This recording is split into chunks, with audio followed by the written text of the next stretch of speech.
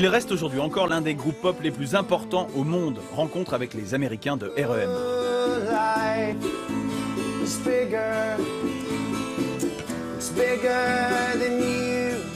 Dissous probablement définitivement depuis 2011, R.E.M. a régné sur le rock américain des années 90.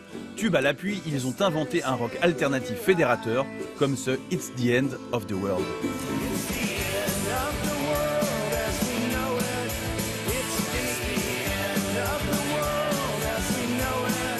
Natifs du sud des États-Unis, les membres de R.E.M. se sont plutôt formés dans leur jeunesse au son du punk anglais. On vient du punk, de l'éthique punk. Vous savez, ce mépris de l'establishment et de ceux qui vous disent quoi faire. C'est dans ce mouvement que l'on a puisé notre inspiration.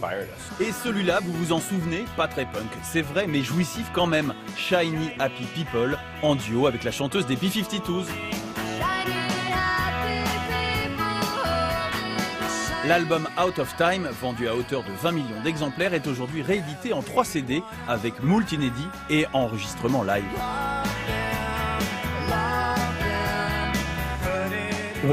C'est nous qui avons eu l'idée de ce coffret.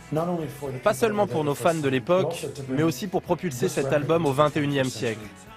Et dire à ceux qui n'étaient pas encore nés à l'époque, voici quelque chose dont on est fier.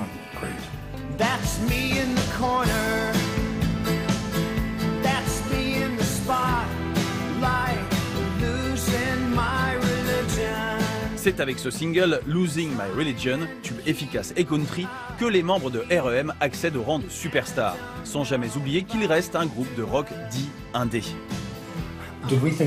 Est-ce que l'on imaginait que Losing My Religion deviendrait un tube planétaire? Non, on s'en doutait pas.